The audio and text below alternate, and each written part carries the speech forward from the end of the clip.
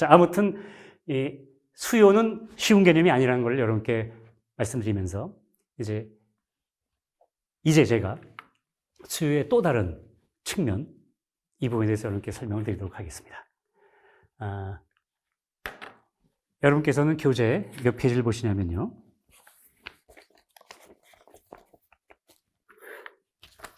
212페이지를 봐주시기 바랍니다. 210페이지.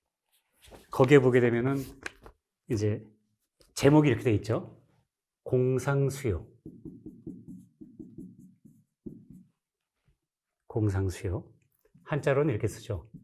공상. 빌 공자죠. 헛될 공자, 상은 생각할 상자. 공상수요. 공상수요죠. 공상수요. 그래서 영어로는 fictional demand. fictional demand.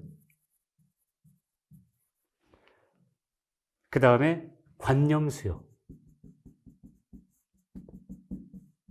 관념수요. 한자로는 이렇게 쓰죠. 관념적이다 할 때 관념수요. 이거는 영어로 notional demand.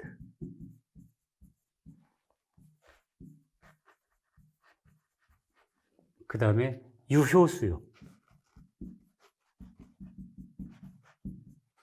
한자로는 유효하다 할 때 유효수요. 유효하다 그러면 한자로 effective죠. effective demand. 수요를 이렇게 그 세 가지로 분류할 수도 있습니다. 그러면 이 분류하는 기준은 제가 우선 여러분께 읽어드리고 다시 설명드리도록 하겠습니다. 212페이지입니다. 수요는 그것이 경제의 실제로 시현. 영어로 말하면 reveal이죠, reveal. 실현이 아니고 시현입니다, reveal. 실현은 영어로 realize 되는 걸 실현이라고 그러고요. 시현은 나타난다, 보여진다 이런 뜻이죠. 경제의 실제로 시현될 가능성이 어느 정도인지에 따라 크게 공상수요, 관념수요, 그리고 유효수요의 세 종류로 분류될 수 있다. 이 세 종류 각각의 개념을 간략하게 규정한 다음 다음과 같다. 자, 먼저 공상수요에 대해서 여러분께 설명을 드리겠습니다. 공상수요. 조금 전에 말씀드린 공상수요. fictional demand.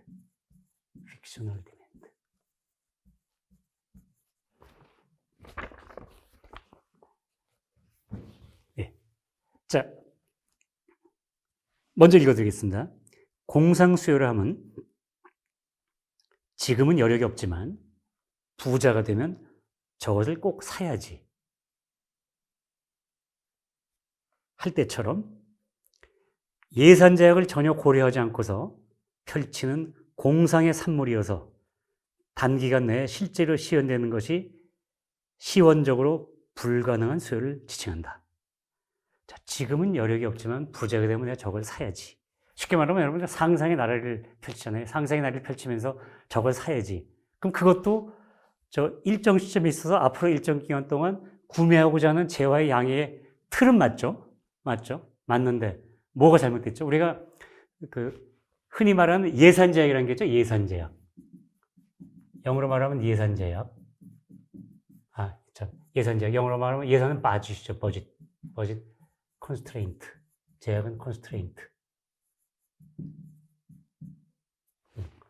수요를 생각할 때는 예산 제약을 생각해야 되거든요.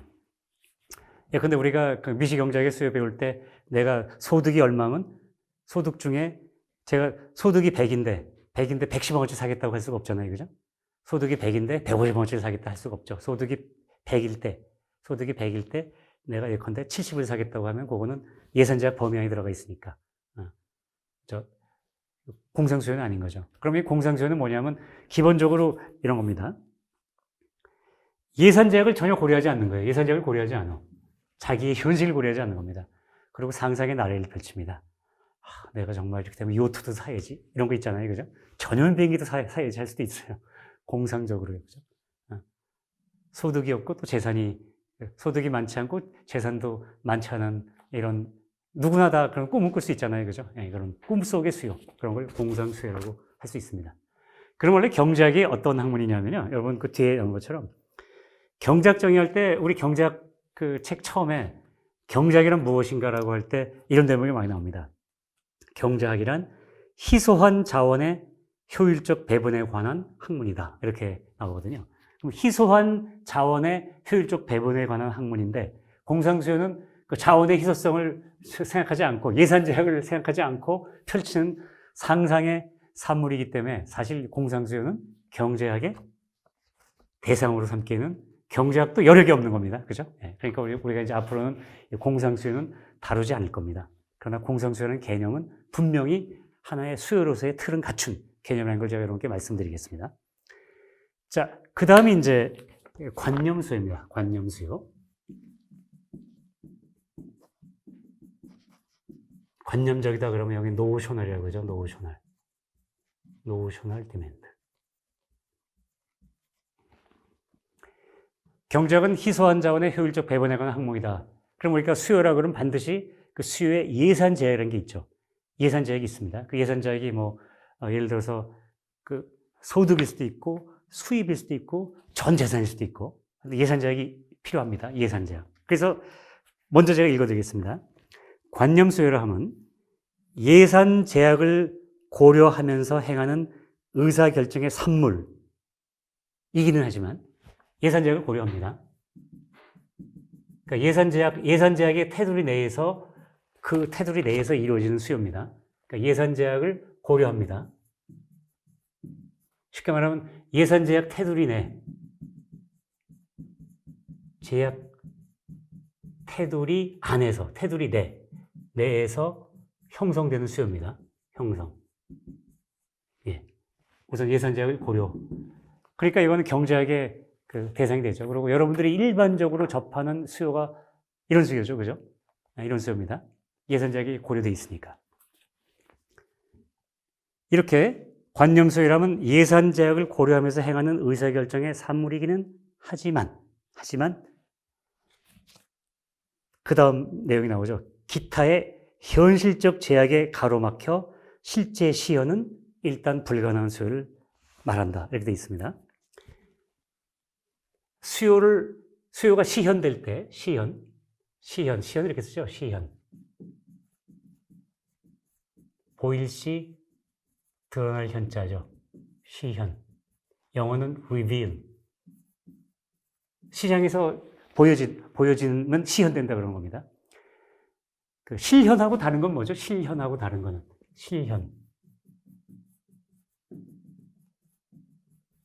이건 영어로 realize라고 그러죠. realize, 실현. 자, 이렇게 생각하시면 됩니다. 제가 돈을 가지고 있습니다. 100원을 가지고 있고, 예컨대 100원짜리 물건 사겠다고 그 상점에 가서, 자, 이 100원짜리 물건 주세요. 그러면 저는 뭐죠? 제 수요를, 100원어치만큼 수요를 시현한 겁니다. 시현했는데, 마침 가게에서 우리 그 물건 없어요. 이렇게 할 때가 있겠죠. 그죠? 그러면 어떻게 되죠? 저는 못 사잖아요. 그죠? 나는 분명히 그 상인 앞에서 내 수요를 시현은 했는데 사지는 못했어요. 그럼 어떻게 된 거죠? 실현은 된 겁니까? 안 된 겁니까? 그런 경우에는 실현은 안 된 거죠. 그죠? 이런 겁니다. 시현과 실현은 다른 겁니다. 아무튼 그 예산 제약을 고려해서 예산 제약의 테두리 내에서 그 행하는 의사결정의 산물이긴 하지만 근데 문제는 기타의 현실적 제약에 가로막혀 갖고 시현이 안 돼. 아예 시현조차 안 돼요. 실현되기도 전에 시현이 안 돼. 이를테면, 제가 그, 재산이 있어. 부동산이 있어요. 근데 부동산이 있어가지고, 부동산이 있는데, 부동산의 가액이 예를 들어서 뭐 5억이라고 칩시다. 근데 이거 가지고 내가 이제 뭔가를 살려고 그래요. 뭔가를 살려고 하는데, 그러면 제가 뭔가를 살려고 하는데, 문제는 그렇습니다. 저의 예산 제약은 분명히 5억이라는 예산 제약이 있어요. 이걸 고려해서 내가 5억 범위 내에서 뭐 1억 원만큼 주식을 사야지 이렇게 제가 마음을 먹었다고 칩시다. 그런데 제가 그럼 주식시장에서 1억 주문을 낼 수 있나요? 없나요? 저희 전 재산은 지금 부동산 5억 원입니다. 분명히 전 예산 제약 범위 내에서 5억보다 작은 1억 원만큼 주식 수요를 하고 있습니다. 주식을 사야자고 마음 먹었습니다. 그런데 제가 저의 이 주식 수요를 그 증권거래소 시장에 시현할 수 있나요? 안 되잖아요. 왜?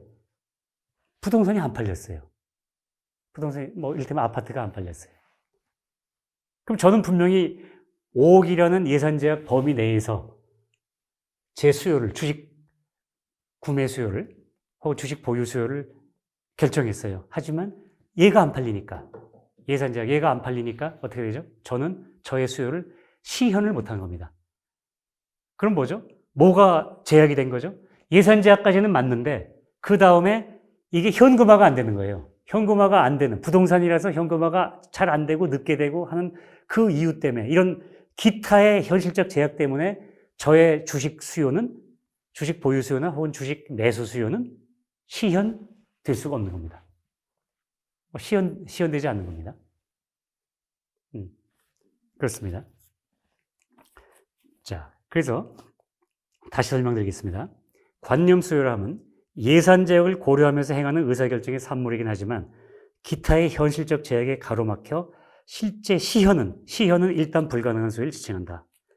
이것은 말하자면 경제 주체들의 심중에, 마음속에 그 욕구가 허황된 것이 아닌 상태로 분명히 존재하지만, 아까 제가 말씀드린 것처럼 제가 5억 원짜리 부동산을 가지고 있다. 근데 제가 그 중에 5억 중에 1억을 주식을 사겠다라고, 사야 되겠지, 보유하겠지 하고 마음 먹었을 때 이거 허황된 건 아니죠. 허황된 건 아니잖아요. 허황된 건 아니지만, 그런데 제가 이거를 시험 못한 이유는 기타의 현실적 제약, 다시 말하면 그 부동산이 지금 당장 팔리지 않아. 그죠? 팔리지 않고 있어요. 한동안 안 팔려.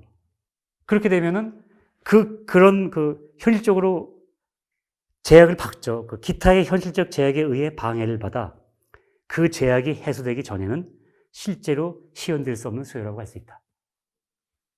네, 부동산이 안 팔리고 있는 그 기타의 현실적 제약이 해소가 돼야 됩니다. 그러니까 부동산이 팔려야 된다는 뜻이죠. 그 이전까지는 저의 그 수요는 시현될 수가 없는 겁니다. 이런 수요가 관념 수요인 겁니다. 여러분들이 미시경제학 시간이나, 일단 경제학 시간에 보게 되면, 경제학은, 기존 경제학은 단순합니다. 예산 제약이 있으면 예산 제약 중에 뚝뚝 잘라서 이 중에 얼마 이거 사고 저거 사고 저거 사고 해야지 뭐. 혹은 이 중에 얼마 이거 보유하고 저거 보유하고 해야지라고 하게 되면 그냥 그게 수요라고 그래갖고 거기 맞춰서 그거 수식으로 만들어가지고 또 이쪽에다 공급 갖다 놓고서 수요와 공급이 일치한 데에서 뭐 시장가격이 결정되는 식으로 보통 그렇게 설명하잖아요. 여러분 다 그렇게 배우셨어요. 그렇게 가르치고 계십니다, 그럼. 여러 교수님들. 물론 지금 제가 말씀드리는 이 부분을 지금 제가 말씀드렸을 때는 그러고 보니까 그거 뭐 현실은 그렇잖아 뭐 이렇게 생각하시는 분도 계시고요. 또 저처럼 가르치시는 분들도 계실 겁니다. 어쨌거나 제가 말씀드린 것처럼 이걸 이제 강조하는 책들은 많지는 않아요. 특히 경제학 원론서에는 많지가 않습니다. 이게 관념수입니다. 노셔널 디맨드. 예산 제약을 고려하면서 따라서 예산 제약 태동에서 형성되지만 그러나 기타의 현실적 제약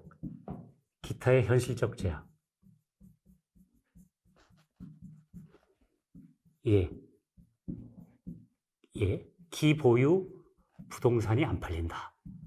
부동산이 안 팔리고 있다.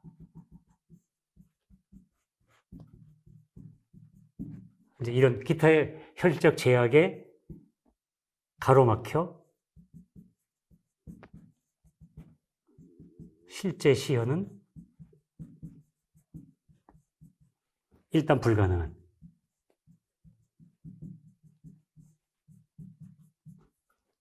이런 수요가 관념수요입니다. 관념수요. 네. 관념수요 개념 아시겠죠? 이 관념수요는 물론 경제학의 논의 대상이죠. 희소한 자원의 효율적 배분에 관한 예산 제약을 고려하고 있었으니까 희소한 자원을 고려하고서 고려한 상태에서 형성되는 수요이기 때문에 경제학의 고려 대상입니다. 자, 세 번째가 유효 수요입니다. 유효 수요.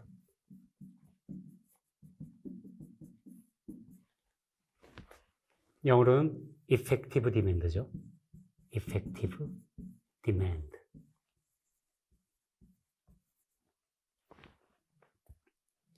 자, 이것도 먼저 읽어드리겠습니다.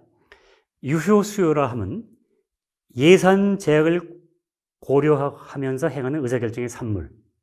그러니까 우선 예산 제약 고려됩니다.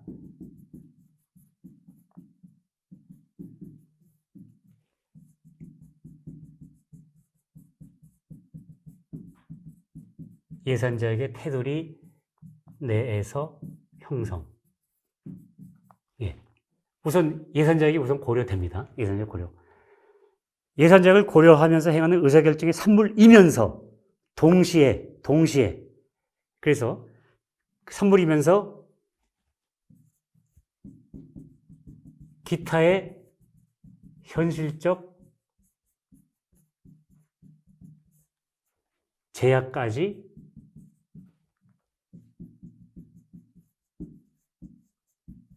반영되어 형성되는 그런 수요가 바로 유효수요입니다. 그래서 이렇게 그 예산 제약 테두리 내에서 그리고 기타의 현실적 제약까지 반영되어 있기 때문에 이건 뭐죠?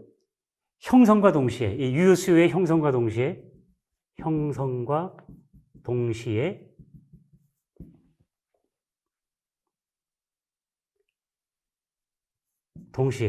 그 직후 실제로 시현될 수 있고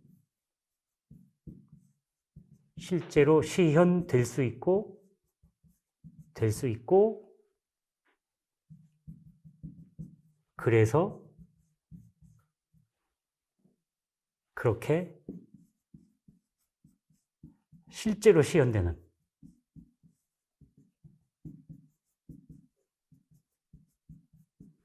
수요. 이게 바로 유효수요인 겁니다. 이거는 예산 제약이 고려되어 있고, 그 다음에 기타의 현실적 제약까지 반영이 되어 있어요. 예를 들어서, 제가 지금 재산이 부동산 5억하고 현금 1억 있다고 치면 제가 6억이 있습니다. 6억이 있는데 제가 주식을 그러면 5천만 원 사야지 하는 거 5천만 원 뭐죠? 저는 저의 예산 제약은 총 6억이죠. 6억 중에 1억만큼 현금이 있습니다. 그럼 제가 5천만 원을 주식을 사야지 하면 어떻게 되죠? 이거는 6억이라는 예산 제약이 태도에서 형성이 돼 있죠. 그 다음에 현실적 제약이 반영이 돼 있습니다. 부동산 안 팔린 거. 그래도 1억이라는 현금이 있어요. 그러니까 제가 5천만 원 주식을 사야 되겠다 그러면 이거는 유효수요가 될 수 있죠. 그렇죠. 또 제가 1억 원어치 주식을 사야 되겠다라고 사야지 하고 마음먹었다면 어떻게 될까? 이것도 역시 저의 전체 6억 중에 5억은 아직 안 팔린, 그러니까 부동산이 안 팔리고를 감안하고 1억은 현재 현금이 있으니까 내가 1억을 사겠다고 하면 이 수요도 역시 경제에 실제로 시현되는 거죠. 시현되는 겁니다. 이렇게 해서 기타의 현실적 제약까지 반영되어서 형성되는 겁니다. 이런 수요. 그래서 실제로 시현되는 수요가 유효 수요인 겁니다.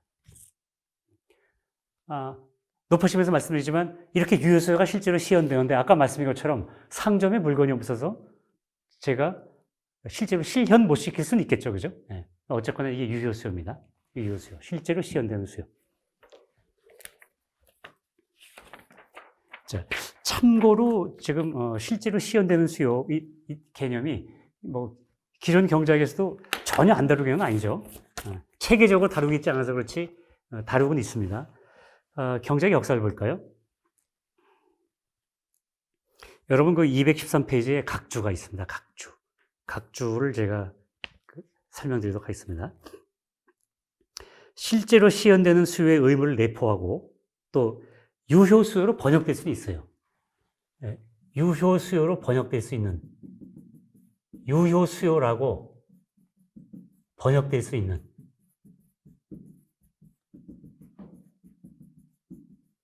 수요가 있습니다. 예. 유효 수요로 방송인 영어는 크게 두 가지가 있는데요. 하나는 effectual demand가 있어요. effectual demand가 있고요. 경제학 역사를 보면 또 effective demand가 있습니다. effective demand. 네.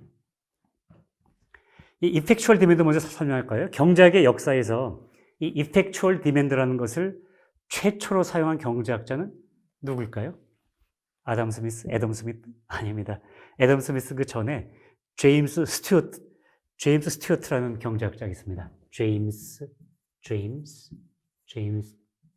있습니다. 제임스 스튜어트. 영국 경제학자죠. 스튜어트. 이 사람이 1712년에 태어나서 1780년에 타계하셨네요. 네, 제임스 스튜어트. 제임스 스튜어트라는 경제학자가 최초로 사용했습니다.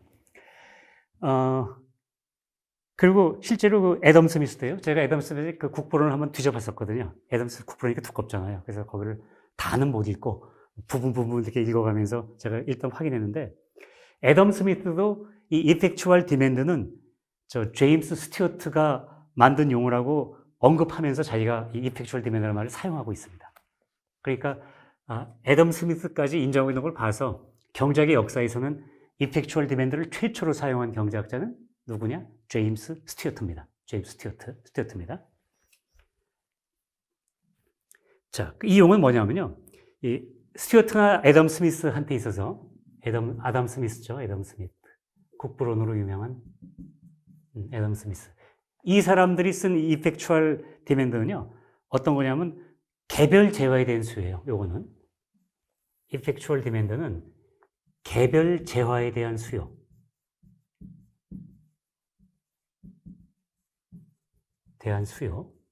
아까 말씀드린 것처럼 일정 시점에 있어서 앞으로의 일정 기간 동안 구매하고자 하는 재화의 양, 수요, 로서. 그 틀만 갖추고 있는 게 아니고요. 구매력이 뒷받침해 주는 거야. 구매력이 뒷받침해 주고 있는 것. 구매력이 뒷받침. 구매력이 없는 상태에서 하는 게 아니라 구매력이 뒷받침되어 있는 이런 수요를 이 두 분들은 이펙추얼 디맨드라고 했습니다. 이펙추얼 디맨드. 그러면 이펙티브 디맨드는 경제학의 역사에서 어떻게 쓰였냐면요. 이펙티브 디맨드입니다.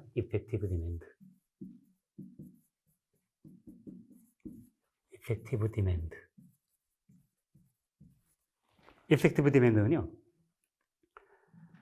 원래 이 용어를 아마 제일 처음 쓴 사람은요.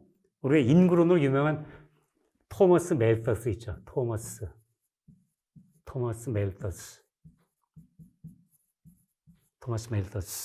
멜서스가 아마 최초로 사용한 걸로 제가 전 그렇게 알고 있습니다. 제가 경제학사에서 제가 배운 바에 따르면 토마스 멜서스가 언제 사람이냐면요. 1766년에서 1834년까지 사셨네요. 예, 토마스 멜서스. 인구론 잘 아시죠? 멜서스의 인구론. 예를 들어서 임금은 기하급수적으로 넣는데 생산은 산술급수적으로 넣는다. 이런 유명한 말씀하신 분 있죠. 아무튼 이 최초로 사용한 사람은 토마스 멜서스가 최초로 사용했습니다. 사용했습니다. 그 다음에 이 토마스 멜서스가 최초 사용한 것을 이제 아주 발전시킨 분이 누구냐면 이 몇 세대 후에 우리가 알고 있는 존 메이너드 케인즈입니다. 존 메이너드 케인즈죠.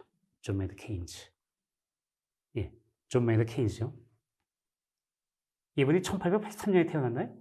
여기 책에는 안 써 있는데, 그래서 1946년, 1956년까지 사셨죠. 63살까지 사셨으니까. 맞나? 46년인가? 예. 요거는 제가 46년, 63살까지 사셨으면요. 46년인가요? 1946년? 이때 돌아가셨나 보네요. 네. 1884년이니까 브레튼 우즈 끝나고, 예. 63 맞나요? 네, 맞죠. 예. 그럼 이때 작고 하셨네요. 그 케인즈가 이 이펙티브 디맨드를 만개시켜 보급한 것이었다. 자, 간략하게 말할 때 멜서스가 말하는 이펙티브 디맨드는 국민 생산물 시장에 실제로 시현되는 총체적 수요에 가까웠습니다. 요즘에 우리가 말하는 총수요 개념 있죠. 애그리게이트 디맨드, 총수요. 그러니까 국민 생산물 시장에서 이걸 이제 굳이 표현한다면 멜서스가 이런 그래프까지는 안 그랬지만 쉽게 말하면 이게 국민 생산물 시장에서 시현되는 수요에 이게 총수요. 총수요죠. 우리가 흔히 말하는 보통 AD라고 쓰는 이 총수요 개념에 가까웠습니다. 가까웠습니다. 총수요 개념에. 반면에 케인즈가 얘기하는 건요. 그러니까 멜더스는 국민 생산물 시장에서 실제로 시연되는 총수에 가까운 개념으로 이 이펙티브 디맨드라는 말을 썼습니다. 그러니까 쉽게 말하면 멜더스 시절에도 어느 곳에서는 거시 경쟁이 있었던 겁니다. 멜더스 시절에도 국민 생산물 전체를 국민들이 전체를 생각했으니까 개별 제어가 아니고 케인즈는 이 개념을 받아들여가지고 어떻게 얘기하냐면요. 국민 생산물 시장에서 실제로 시연된 수요인 것만 수요가 이펙티브 디맨드가 아니고요. 이펙티브 디맨드가 아니고 우리가 지금 용어로 설명하면 45도선 국민 생산물의 공급과 국민 생산물에 대한 수요가 일치하는 이 지점에 해당하는 그 수요를 유효 수요라고 이펙티브 디맨드라고 케인즈는 불렀던 겁니다. 그림 복잡하니까 다시 그려드리겠습니다. 우리가 지금 국민소득 여기다 국민소득이라고 치고요. 국민소득. 제가 글씨를 막 써서 죄송합니다. 그리고 여기가 이제 말하자면 총수요라고 치면요. 총수요라고 치면 이게 45도선이죠. 45도선이고 요건 국민 생산물의 공급입니다. 국민소득과 국민생산물은 같은 개념이에요. 크기는 같아요. 개념은 다르지만 크기가 같습니다. 국민생산물의 공급이고요. 그 다음에 이렇게 그리는 게 소비수요까지 포함하고 투자수요, 정부 지출 수요까지 포함한 국민 생산물에 대한 우리가 흔히 말하는 총수요입니다. 총수요. 그러면 멜더스는 이 개념을 여기에 가까운 개념을 이펙티브 디맨드라고 그랬고요. 케인즈는 이게 아니고 우리가 말하는 균형점. 국민 생산물의 공급과 45도선이죠. 45도선. 국민소득과 국민생산물은 크기가 같으니까 국민생산물 공급이 45도고 그 다음에 총수요. 일치할 때 양자가 균형을 이룰 때 이 크기를 케인즈는 이펙티브 디맨드라고 불렀습니다. 케인즈의 이펙티브 디맨드. 예, 케인스의 이펙티브 디맨드입니다. 이거는. 케인스는 균형점에서의 수요를 이펙티브 디맨드라고 했는데요. 이것도 조금 더 엄밀하게 말씀드리면 케인즈의 그 제너럴 티어리죠. 일반인을 보게 되면 이 그림은 그 A.H. 헨슨, 그 다음에 세뮤엘슨 같은 분이 아마 우리가 지금 보고 있는 이 개념, 이 그림을 그래도 좀 정립한 분이 아까 시간에 말씀하셨던 폴 A. 세뮤엘슨입니다. 아마 그럴 겁니다. 세뮤엘슨이 이 그림을 그렸고요. 케인즈 자신은 여기다가 국민소득 대신에 고용량을 썼어요. 고용량을 쓰고 여기에 이제 총수요는 같은 개념을 써가지고 그래서 이제 뭐 이런 식으로 해가지고 이쪽을 고용량 대비 이쪽은 예컨대 국민 생산물의 공급 이쪽은 국민 생산물에 대한 총수요 그래가지고 이렇게 만들어가지고 이만큼이 저는 참 케인즈라고 그러죠. 요즘 표준말로는 케인스죠. 케인스가 일반 이론, The General Theory, 자신의 저서에서 말한 이펙티브 디맨드는 사실 이겁니다. 이펙티브 디맨드. 케인즈는 애당초에 이 오른쪽 축을 고용량으로 놨습니다. 그래서 완전 고용이 뭐 이런 식으로 설명 많이 했고요. 이거를 나중에 이제 케인스의 이론이 미국으로 소개되면서 그 A.H. 헨슨, 그 다음에 폴 A. 세뮤엘슨 이제 이런 분들이 그거를 이런 우리가 흔히 말하는 국민소득 모형으로 좀 개조를 한 겁니다. 그래서 케인스의 원래 그림이 이겁니다. 원래 그림이 이거고 아무튼 케인스가 말하는 이펙티브 디맨드는 균형점에서의 그 유효 수요가 이펙티브 개념인 겁니다. 이건 제가 여러분께 참고로 설명을 드립니다. 자, 그러면 이제 우리가 공상수요, 얘는 이제 거론하지 않기로 했고, 관념수요와 유효수요, 이 두 가지를 말씀드렸는데요. 우선 그 관념수요의 유형이 있습니다. 그냥 읽어드리겠습니다. 213페이지. 자, 실제로 시연되지 못하겠던 관념수요라도 기타의 현실적 제약이 해소되면 이제 유효수요가 될 수 있는 거죠. 기타의 현실적 제약이 해소되어 실제로 시연될 수 있게 되는 것을 우리는 관념수요의 유효화라고 표현하기로 할 겁니다. 관념수요의 유효화. 관념수요도 기타의 현실적 제약이 해소가 되면 유효 수요가 될 수 있으니까 관념 수요의 유효화. 영어로 말하면 effectuation이죠. effectuation.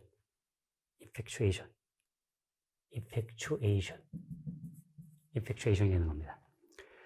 그럼 이제 이 개념을 도입하려고 한다면요. 관념 수요는 그것이 유효화될 가능성이 어느 정도인지에 따라 유효화의 가능성이 높은 관념 수요. 유효화의 가능성이 높은 관념 수요가 있겠죠. 가능성 높은 관념 수요도 있을 수 있고, 유효화의 가능성이 낮은 관념 수요도 있을 수 있겠죠. 관념 수요도 있죠. 예를 들어서 저희 예산 제약이 주식이라고 쳐요. 주식이라고 치고 예산 제약이 주식인데 제가 저축성 예금을 갈아타고 싶어요. 근데 이 주식을 제가 지난번에 말씀드린 것처럼 주식은 즉시 환급성이 높다 낮다 편차 때문에 좀 낮은 개념인데 어쨌거나 이 주식이 자기가 원하는 가격에 안 팔리면 아직 기타의 현실적 제약이 가로막혀 갖고 제가 이거를 하기가 힘들어요. 예. 그래도 부동산보다는 낫죠. 그러면 제가 예산자에게 부동산으로 구성되어 있을 때보다는 유효화될 가능성이 예산자에게 주식일 때는 좀 더 높은 거고요. 그 다음에 제 예산자에게 채권이라고 쳐요. 채권. 국채다. 거의 국채다 그러면 그거는 아주 빨리 현금화할 수 있으니까 그런 경우는 국채는 며칠 내로 현금화가 가능하니까 그런 경우에는 국채를 예산제약으로 하고서 제가 저축성계획으로 바꿔 타야지라고 할 때는 그 수요는 가능성이 높은 유효화의 가능성이 높은 관념 수요가 되는 겁니다. 네. 그 다음에 이제 이미 유효화된 관념 수요 이런 개념도 설명할 수 있겠죠. 네. 그래서 그 다음 페이지 214페이지를 읽어드리겠습니다. 그러고 보면 경제학의 연구 대상으로서의 수요는 어떤 것이든 언제나 예산 제약을 고려하면서 행하는 의사결정의 산물로서 탄생한다고 할 수 있다.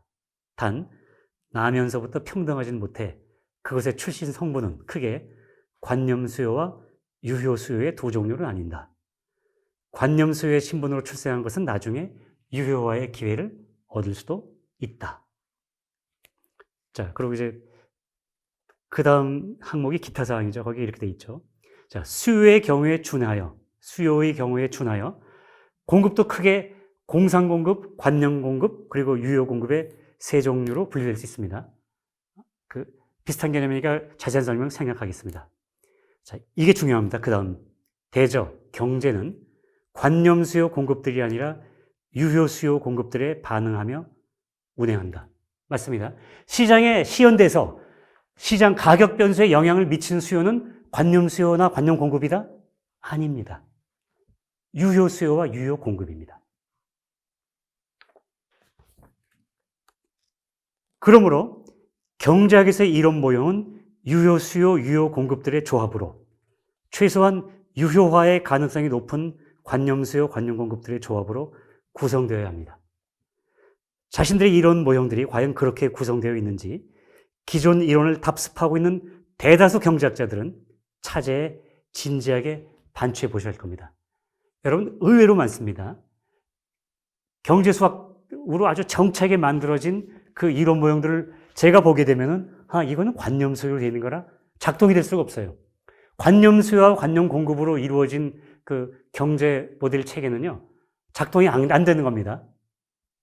경제에 실제로 시현되는 수요가 아니기 때문에 그 수요 공급에 맞추어서 가격이 움직이지 않습니다. 제대로 된 이론 모형은 이런 관념 수요가 아니고 유효 수요와 유효 공급으로 구성된 이 이론 모델만이 제대로 작동하는 이론 모델이라고 할 수 있는 겁니다. 네. 그래서 대다수 기존 경제학자님들, 대단히 죄송하지만 혹시 여러분께서 의존하고 계셨던, 배우셨던, 그리고 지금 가르치고 계시는 그런 모델들이 관념 수요, 관념 공급으로 이루어진 건 아신지 한번 점검을 해 주시길 제가 간곡하게 부탁을 드립니다. 무엇을 위해서? 경제학의 진정한 발전을 위해서 여러분께 제의를 합니다. 장시간 강의 들으시느라 수고 많으셨습니다. 자, 저는 또 다음 강의 시간 때 뵙도록 하겠습니다. 고맙습니다. 다음 강의 시간 때 뵙겠습니다.